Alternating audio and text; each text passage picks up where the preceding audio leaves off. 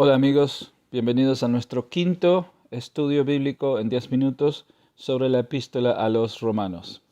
Hoy seguiremos desempacando y expandiendo sobre el tema de la carta, que es la justificación por medio de la fe. En Romanos capítulo 3, versículo 21 dice, pero ahora, aparte de la ley, la justicia de Dios ha sido manifestada, confirmada por la ley y los profetas. Esta justicia de Dios por medio de la fe en Jesucristo es para todos los que creen, porque no hay distinción, por cuanto todos pecaron y no alcanzan la gloria de Dios.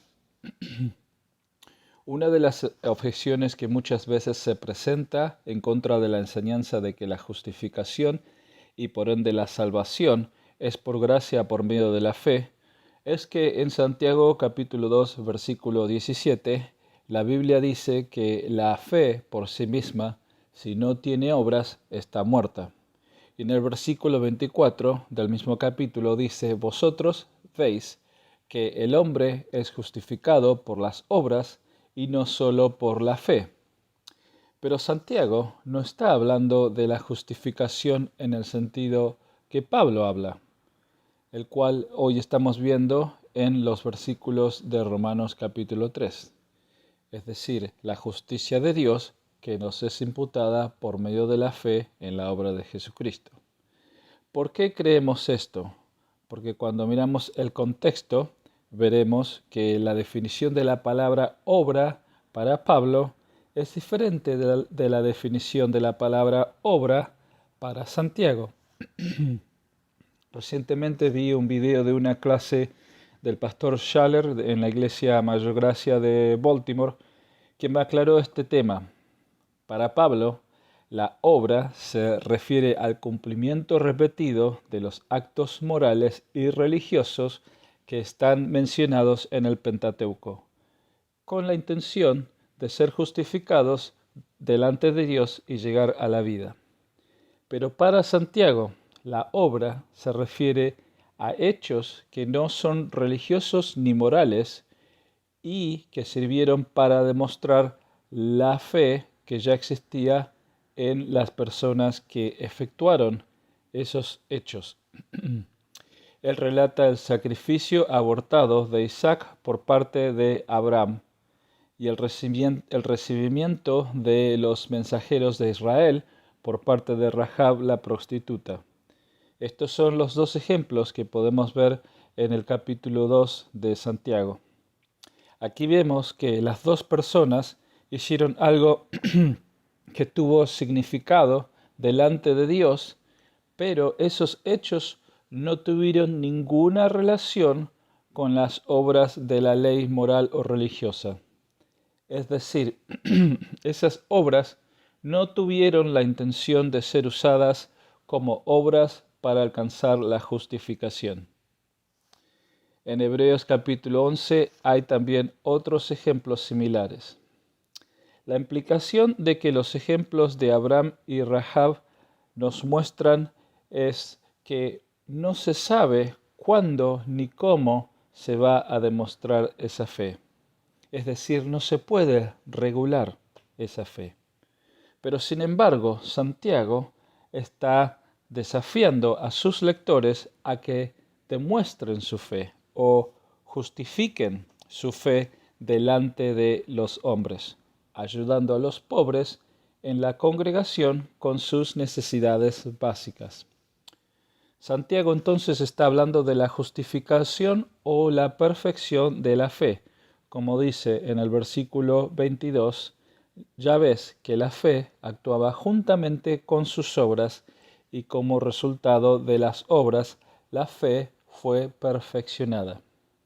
El argumento de Santiago es que la perfección de la fe, o sea, la justificación de que una persona realmente tiene fe, se demuestra por sus buenas obras. En el versículo 17, Santiago dice, pero alguno dirá, tú tienes fe y yo tengo obras. Muéstrame tu fe sin las obras y yo te mostraré mi fe por mis obras. Es decir, Santiago dice, ok, tú tienes tú dices que tienes fe y que estás justificado, pero no lo demuestras. No muestras compasión por el pobre que viene a las reuniones, no le brindas ninguna ayuda a sus necesidades básicas de ropa y alimento, sino que muestras favoritismo hacia el rico. Santiago dice, muéstrame, es decir, justifícame tu fe sin las obras, y yo te las justificaré con mis obras. En ningún momento Santiago niega la enseñanza paulina acerca de la justificación por medio de la fe. Santiago simplemente está desafiando a aquellos lectores que no practicaban la justicia, que no amaban la misericordia y que no caminaban en humildad delante de Dios. Como conclusión, podríamos decir que Pablo y Santiago están luchando espalda contra dos oponentes diferentes, pero los dos están definiendo la misma fe, ya que el que recibió la justicia de Dios producirá, sin la mediación de la ley, las buenas obras que Dios preparó de antemano para que anduviéramos en ellas. Efesios capítulo 2, versículo 10. Pablo combate el intento de basar la salvación en el cumplimiento de las obras morales y religiosas de la ley, y Santiago combate la actitud que rechaza la importancia de dejar que la fe produzca buenas obras. Una persona carnal puede ser religiosa y pensar que con sus obras se ganará la salvación eterna. Otra persona, también carnal, puede pensar que porque hizo una oración de fe, ahora que está en paz con Dios y ha recibido de su gracia, puede ir y vivir la vida como más le da la gana. No es así. El argumento de Santiago está relacionado con lo que Pablo tratará cuando lleguemos a Romanos capítulo 6, específicamente en el versículo 1, cuando dice, ¿qué concluimos? ¿Vamos a persistir en pecado para que la gracia abunde?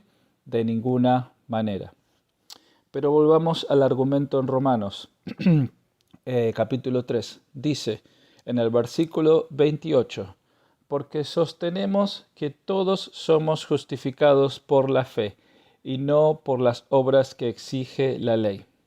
La fe revela la justicia de Dios para todos, morales e inmorales, religiosos o paganos, para que podamos ser justificados, redimidos y aceptados por Dios. En el versículo 31 del capítulo 3, Romanos dice, ¿quiere decir que anulamos la ley con la fe? De ninguna manera, más bien confirmamos la ley. Parece contradictorio, pero no lo es. La ley, en sus aspectos morales, todavía tiene vigencia, ya que la ley demanda la obediencia perfecta delante de un Dios santo. Lo que muchas veces nos olvidamos es que la ley está allí para llevarnos al arrepentimiento y guiarnos a Cristo. Dice Gálatas capítulo 3, versículo 24, de manera que la ley ha venido a ser nuestro guía o tutor para conducirnos a Cristo, a fin de que seamos justificados por la fe.